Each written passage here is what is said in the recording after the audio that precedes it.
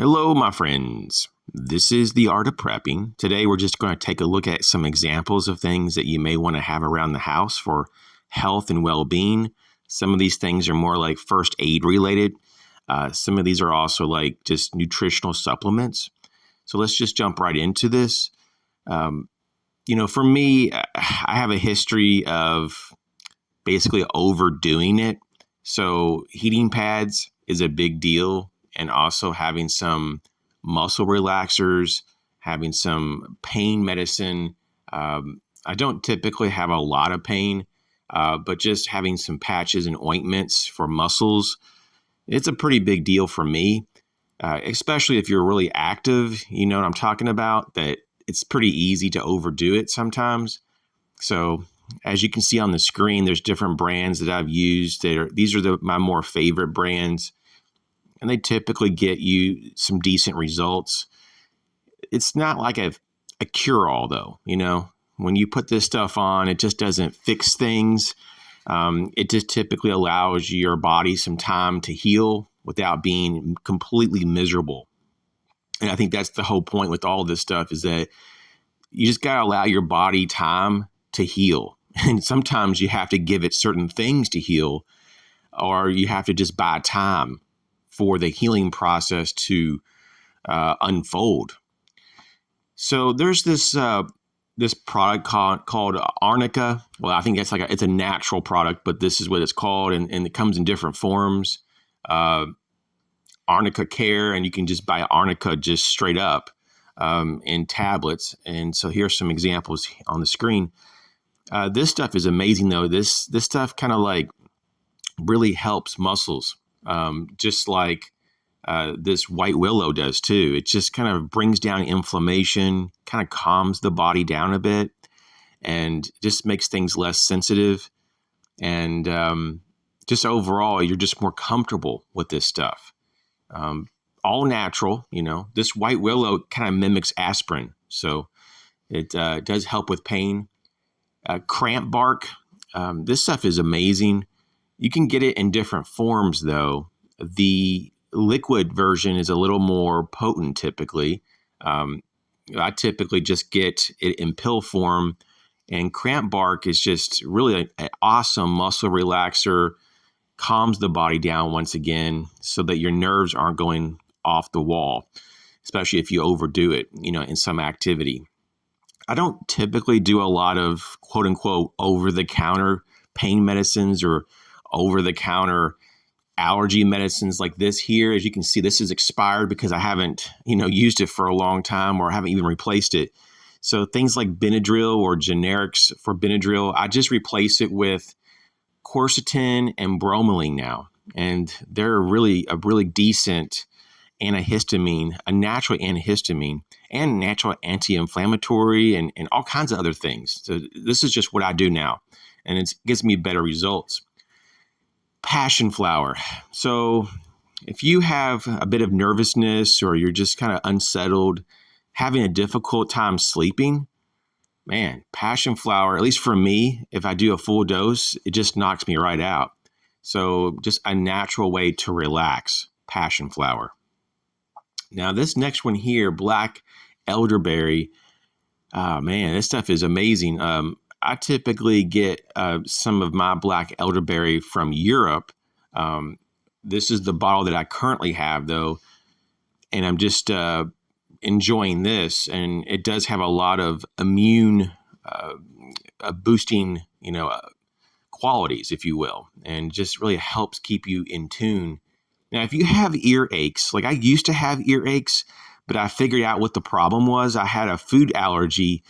And because of that, I was having reoccurring ear problems. Now, I don't have those anymore because I took that food out of my diet. But here's a very simple remedy. And so I'm just kind of taking an image here of the ingredients. So, you can just make it yourself. It's just 3 ingredients. Or you can make a variation of it. And so this is the beautiful thing about homeopathic medicine or natural medicine, that you don't have to go out and buy all these things, in the finished form. You can literally just learn about, okay, what is this made up of, and just make it yourself. And so don't be afraid to put things together and try combinations. Typically speaking, there's just almost no downside. There's just no risk, really. But you have to be mindful of what you're doing. Now, vitamin D3 is just a real powerhouse of a vitamin. It's also it's a hormone. It's like a master hormone.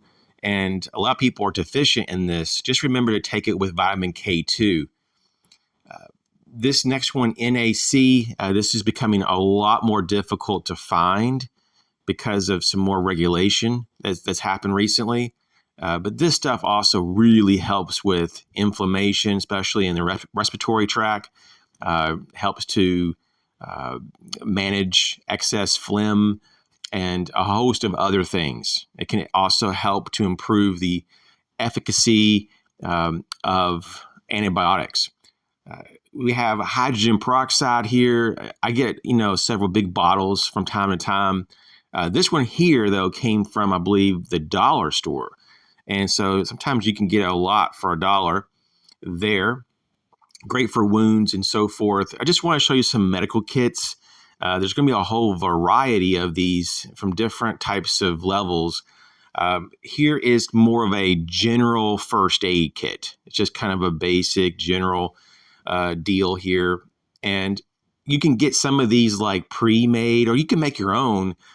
This one obviously is pre-made, and it's pretty good. I did add, I think, a couple items, and it's kind of hard to see, everything in great detail just in one photo. But it is pretty comprehensive for what it is. And this just happened to be very affordable. Sometimes you can get these on sale on different sites for just amazing prices. Another very general first aid kit. This one here is from Johnson & Johnson. This is an older one. I think this was discontinued a few years ago.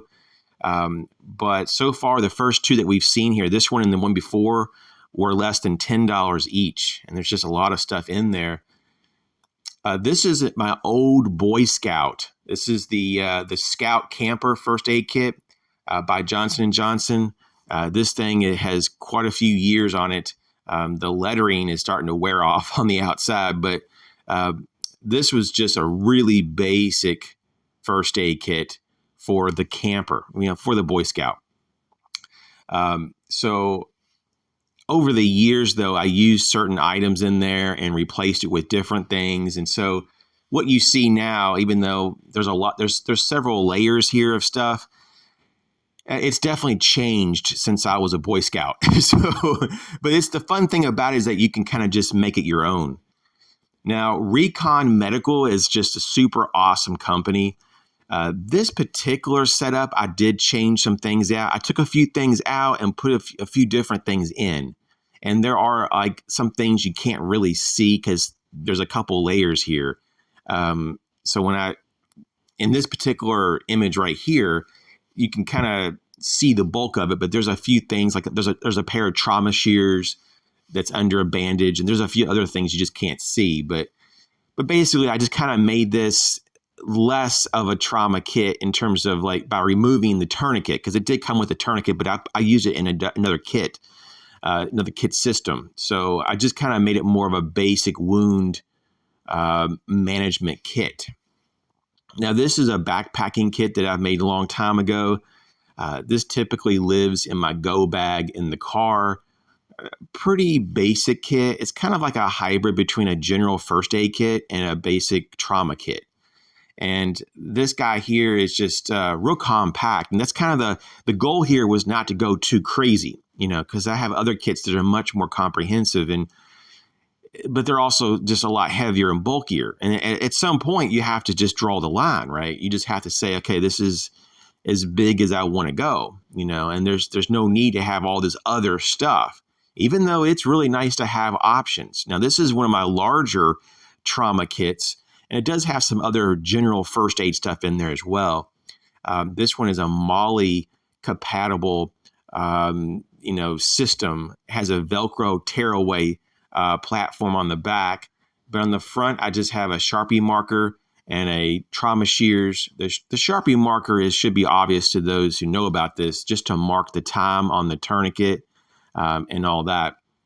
But in this situation here, I just wanted to show you just how it folds out. It has like 3 pieces or 3 sections, and there's a lot of layers going on here. So you're not probably going to be able to see all of it, of course, but once again, just to give you an idea, just if you're just kind of curious what someone like me has in some of their kits, this might be helpful.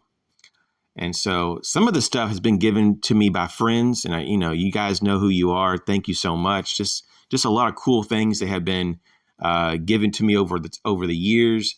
I do kind of have like a mix of like recon medical and rats tourniquets. Those are the kind of the 2 that I kind of bounce around with. I like both of those, but there's other stuff out there too. Like in terms of tourniquets, there's other brands, obviously, that are very good as well, like North American Rescue and all that. So I do believe we're getting close to the end of this video here. I just want to thank everyone for your ongoing support. I do have one more image here that I just want to show real quick, and that is an insert for a backpack. And on this, even though there's not a lot of medical, there is a Recon medical, the newest generation tourniquet, and under that an Israeli compression bandage. And so this is just kind of another example of putting some medical gear, on a system. Thanks for watching.